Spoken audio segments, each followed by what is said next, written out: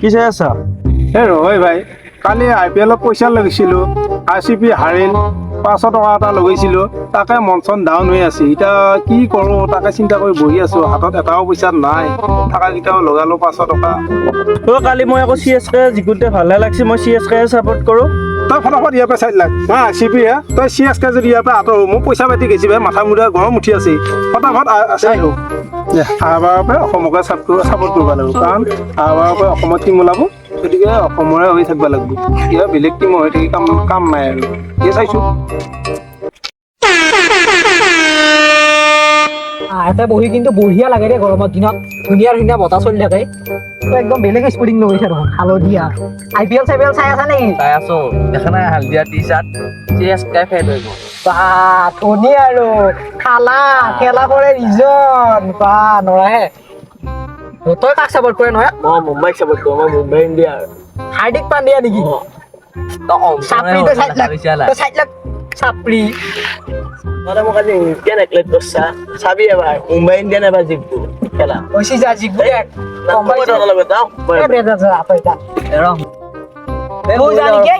মই খেলা আছে চাব লাগিব। দে যা ইও গেলে খেলা তহঁতৰ ওচৰতে বহি ল।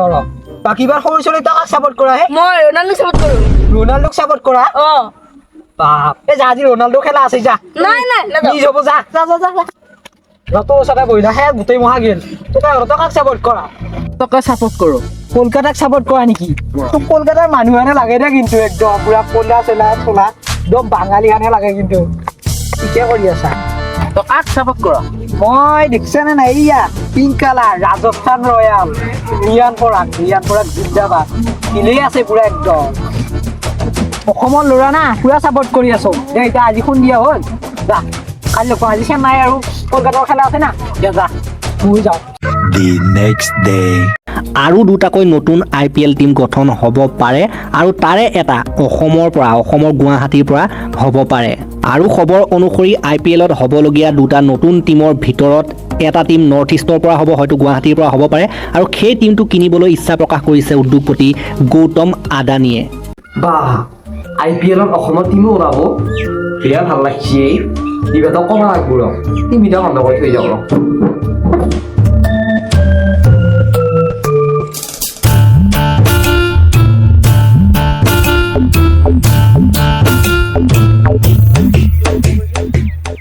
দিবা আহিছিলে নাই, তাক খবৰটো দিবা লাগিছিল।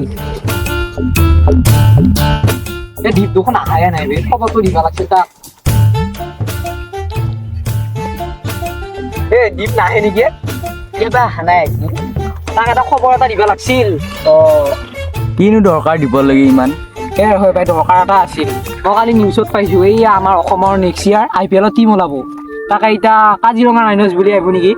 তাকে কালি আমি IPLৰ কথা কিমান আলোচনা কৰিছো, এটা বহিতো নাহিলে, তহঁতো অহা নাই বহুত, আমি আছো নয়না তেনেকে। তাৰপিছত তাকে ক'বা লাগিছিলে, তাক লগে নাপালো নহয়, কি শুনি পেলাই পুৰা ভাল পালা হয়। কালি মানে ক'বা লাগব আৰু আহিলি দে, মই যাওঁ দে, আৰু তাক লগে নাপালো না। দে যদি আহবা পাই অসমৰ টিম হ'লে ময়ো CSK ঠাইত অসমকে চাপৰ্ট কৰিব লাগিব। আমি পিছে আহাবা লাগি অসমত সাপোৰ্ট কৰিম। ৰোনাল্ডো বাদ আহাৰ বাবে মই অসমক সাপোৰ্ট কৰিম।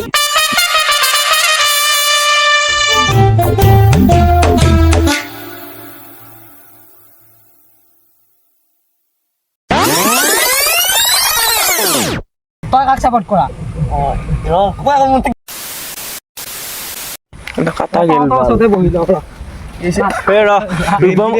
ৰূপম উঠাই কিনে অলপ কাটা গেলে অসমৰ টিম ওলাব নেকি? আহবাৰ পৰাই ময়ো অসমৰ টিমকে চাপৰ্ট কৰিব লাগিব।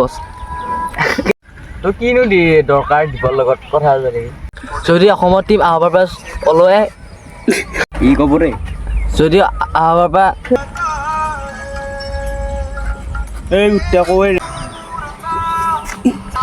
আমিও পিছে অসমৰ আহবাৰ পৰা চাপৰ্ট কৰিম। তই এক্টিং অলপ কৈছো।